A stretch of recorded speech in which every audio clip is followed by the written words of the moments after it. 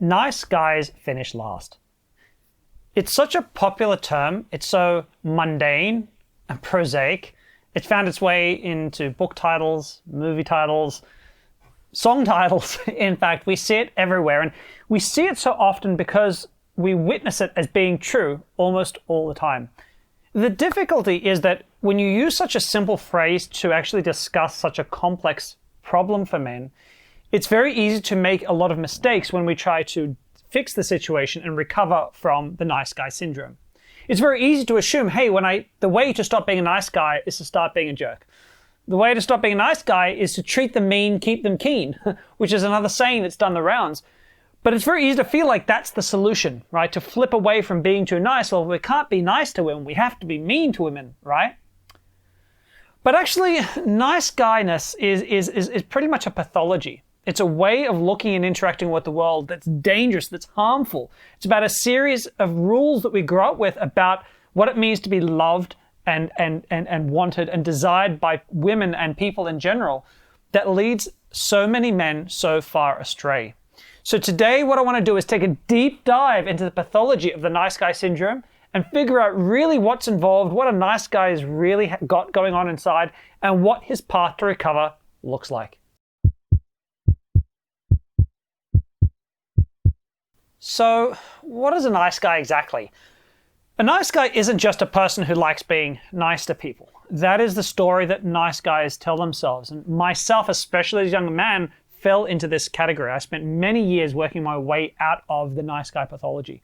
So the story that we tell ourselves is this. In order to be loved, in order to be worthy of being loved by other people, we need to demonstrate constantly that we're lovable. In order to be loved, we need to constantly show that we have value. If we aren't being a good boy, then we aren't deserving of love. And so nice guys, they take this idea around love, and when they meet a woman they really like, what happens is that all their energy goes into showing them how amazing a guy he is, what a good boy he can be, right? He will demonstrate how supportive he can be, what a good listener he can be, how attuned to her wants and needs he can be, how unlike other men he is. By the way, one of the really common themes you'll see amongst guys who suffer with nice guy syndrome is they very typically think of themselves as not being like most guys. Oh, I'm not like most men. Most men are dickheads. I'm not like them. That's a very common mindset that a lot of nice guys have. And so they also try to promote that with women. Hey, look at me. I'm so different to all the others. The difficulty, of course, with this is that the nice guy spends all his time being pathologically afraid of disappointing women. Because when he disappoints women, the story that he has about love says to him that if I disappoint a woman, it means that I'm not lovable. It means that I'm not worthy of love. If she feels disappointed in me, that means she doesn't love me anymore. And that's a very powerful motivator to men to never, ever disappoint women. And what this means is that as a nice guy, you're never getting your needs met because you're always putting a woman's needs way, way, way above your own wants and needs. Now, of course, the problem is that women don't want that from a man. I know in theory it sounds like a thing women should want, right? What woman wouldn't want a guy who's just going to go out and try to please her left, right, and center? But the truth of the matter is that man feels weak to her. She can't trust that man. She doesn't know why she can't trust that man, but she feels slightly repelled, slightly repulsed. It's very asexual to have that experience with a man. What creates sexual polarity between men and women is a little bit of push and pull. A little bit of, oh, I want this from him, but he refuses to give it to me, right? It's a little bit of, oh, I cannot make him do whatever I want by batting my eyelids. I really have to work in this relationship to get what I want. This, when a woman feels like this is a man who will say, this is what I want, babe. Do you want the same thing or not? Because this is where I'm at. That feeling of a man with strong boundaries, with a clear sense of self and who he is sexy to women. And nice guys don't bring that to the table. Jerks, right? Jerks bring that to the table. Bad boys bring that to the table. Here I am, love it or leave it. But the downside to being a jerk or being a bad boy is that what they don't do ever is care about a woman. So they never care about a woman's needs. The jerk is like the opposite. They put their own needs so far above the needs and wants of a woman that they never pay any attention to her wants and needs. And it's the opposite. And the opposite of something bad is not necessarily something good. It's generally something bad. The upswing, of course, is that jerks do get women. Jerks do get relationships, just not healthy, long-term, happy relationships. What I really struggle with when I'm working with men who suffer with nice guy syndrome is that they truly believe I'm just a nice person who likes doing nice things for other people. I'm just someone who likes that. Is there anything so bad about that? Why should women treat such a guy like me so badly? But actually, what lurks behind that is that there's always this darkness. There's always a resentfulness in every long-term relationship you see with nice guys. There is very rarely nice guys around who don't feel like women are selfish, women just want to take advantage of men, women, never contribute as much as a man contributes. Women can't love men the way men love women. They have these resentful, dark thoughts and feelings about women because their needs never get met. And their needs don't get met because these men feel like demanding that their needs get met will disappoint a woman. If they disappoint a woman, they won't be loved. And so you've got this constant cycle of feeling resentful, and that resentment, it comes out. So nice guys are often very passive aggressive in the relationships, and they often have these moments of explosive anger where they get so angry because they feel like they're being taken advantage of, and they feel like they have to fight for what they deserve, and the woman never contributes. And that's a big problem because they think they're nice, but they're not. They're just as selfish / unselfish. They're just like everybody else. They're not really anything uniquely special. And so they get angry. And nice guys typically also have a sexual vent. Now, if you're a nice guy watching this, this might be uncomfortable to hear, but odds are, statistically, you have a sexual outlet. That could be you cheat on your partners. It could be regularly seeing prostitutes. It could be some kind of kink that you're heavily involved with. But the key is you don't tell anyone. Probably nobody you know even knows about your sexual predilections. You keep it hidden from everybody in your life, and it's very subversive and shameful, and you don't probably even like me talking about it, but it's probably there as well. And so, yeah, nice guys, they're not as nice as they seem on the surface. They just look nice in the beginning. So what does it look like trying to recover from being a nice guy? Because we know we don't want to be that. And you probably don't want to be an asshole either, because that's not who you are. Nice guys typically don't want to just go off and be jerks. What does that solution look like?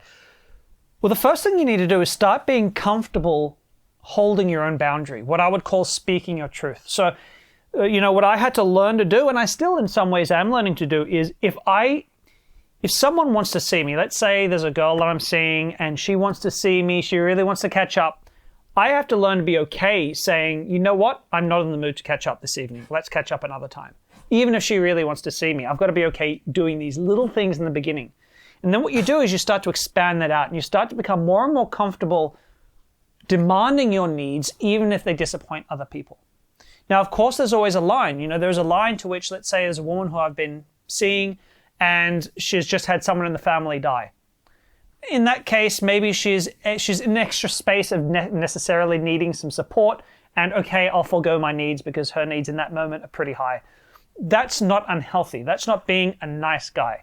See, when nice guys do favors for women, when nice guys do really great things for women, they usually do it, in fact, they always do it covertly wanting something in return.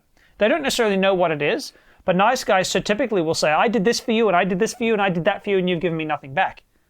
She didn't agree to give you anything for that thing you did for her, right? It's called covert contracts. When you create this contract in your head, if I do this for her, she now owes me one, that is very endemic to the nice guy syndrome. And so, yeah, this creeps its way into those relationships. And so you need to start to back away from that, and you need to start saying, if I do something for someone, they don't owe me jack. You need to start saying, I'm only going to do something for someone if it's convenient enough for me, if it seems fair enough given what my own wants and needs are. And that's really uncomfortable. And I always say to guys, you need regular support. I don't know any man who has broken free of his nice guy shackles alone. Myself included, I don't know anyone, because your relationship, like the desire in every human being to be loved, to feel lovable, right? And to feel like we constantly deserve love, even if we're not doing nice things, is huge. And we will constantly revert back to our nice guy behavior the second we stop paying close attention to it. What you expect when you're trying to recover from being a nice guy is to constantly fall back into old habits, constantly fall back. And so you need regular interaction with someone. That could be a therapist, it could be a men's group, it could be some good friends who are all struggling with nice guy stuff who are going to help each other. But whatever it is, You need regular base touches with someone to hold you accountable, to say, oh crap, I fell into this trap again. Oh crap, I fell into the trap again this week. So that you can remind yourself and more and more get more consistent at not falling into that old trap of what you used to do. It's really hard work. And I know that a lot of men watching this are probably going to feel, they're going to feel like they want to fight. I don't mean necessarily aggressively with me, but they're going to want to argue the case. I'm not nice. I'm just, women do want to take advantage of men. And to that, I'll say, no, it's not actually a gender thing. There are women who have like nice woman syndrome, like I'm unlovable to a guy if I do nice things for him. There are women who have this thing as well. It manifests a bit differently in women, but super pleasers, that's a female style. Those women as well always get taken advantage of by men. Men always take them for a ride. Men always take and never give back. That's human behavior. Whenever someone's too eager to please because they've got their own agenda, like in other words, I'm trying to please you so that I can be loved, you'll never get that energy put in, you'll never get that back. And so it's not a gendered thing. So yeah, that's my take on the nice guy stuff. I know this is a little bit of a dry topic, but I reckon if you're suffering with nice guy yourself, then this is probably something that's going to be of great interest to you. What I'd really like to hear is if you have worked through the nice guy stuff yourself, how did you get through it?